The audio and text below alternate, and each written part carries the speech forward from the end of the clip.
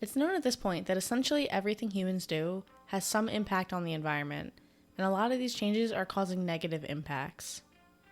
If we don't do anything, we will change this planet dramatically and irreversibly, more so than what we've already done. Yet, we are realizing what we are doing to the environment, so we have started to focus more on things like renewable energy, sustainable farming, and cleaner manufacturing processes, albeit at a slower pace. Digital purchases have expanded rapidly in many areas, including places like movies on Netflix, music on iTunes, and books on the Kindle. Another such area is in video games, particularly in digitally downloading games through platforms like Steam and console stores. Digital sales have rapidly increased on PC, accounting for 92% of total PC sales in 2013, with that number surely being higher now. Digital sales on console are not as high, however, with, as of 2016, only making up about 20% of total game purchases. Console players are still preferring to buy physical copies over digital due to the used games market, the ability to return physical games when done, and trade them in for money towards other purchases.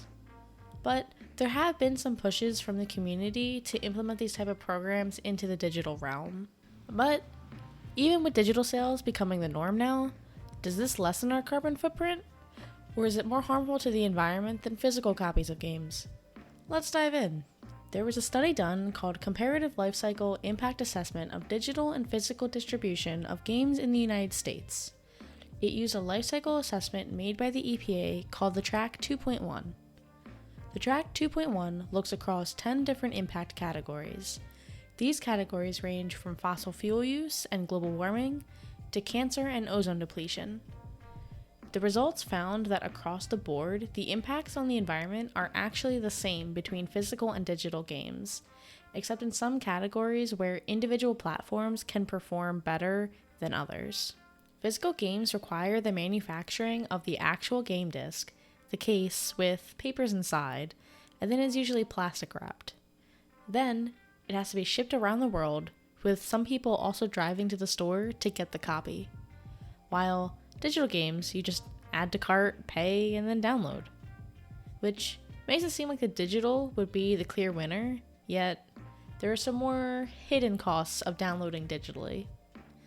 Some of this comes from power consumption during the download of a game, as well as during gameplay, as the data is being accessed differently when the game is on a disc versus your hard drive. With most new physical games, the optical drive has to read the data off the disk, then download the data to the hard drive. If not, then it has to rely on optical drive speeds to read data. While with digital games, the data can be accessed directly on the hard drive at a faster speed after download. And depending on the storage type, the read speeds can be faster compared to the constant rate of an optical drive. This could change the consumption of power, which in turn changes the impact when generating the electricity for use. So, drive speed and file size play a factor into this. The study also took into account servers with their energy consumption that are sending the data to the console or PC for download. Not to mention, this study takes into consideration the manufacturing of the platform and servers as well. So there is already a baseline impact to the environment when the components for PCs or general consoles are being made. Internet energy efficiency was also another big impact to digital downloading being the same, if not worse than physical copies. Both the PS4 and PS3, which were tested in this study, showed that they suffered with lower internet efficiency. The PS3 ended up being better digitally, but the PS4 was the same with physical versus digital. This could be due to how they both handled downloading games, whether it be different features or just how downloading in the background works between the two.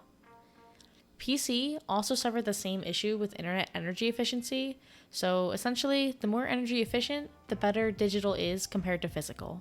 Overall, with smaller files on PC, the impacts to most categories ended up being worse than physical games, except for ozone and fossil fuel depletion.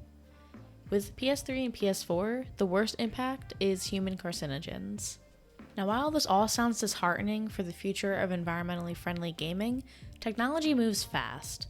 The more we switch to renewables for energy consumption, as internet efficiency, hard drives, and servers get better, the more green digital becomes.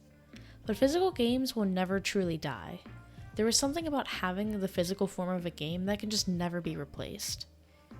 Companies like Limited Run Games do limited releases of physical indie games, so we could end up going down that path for all games. But time will tell. I've linked the sources I used down below the description, so feel free to check them out. If you have any other info you could add to this, or you want to talk about your preference for physical or digital games, let's talk about it below. So thank you guys for watching. If you haven't already, be sure to hit that like button so more people see the video, subscribe if you haven't already, and click that bell icon if you want to be notified as soon as I post a new video. I will see you all in the next one.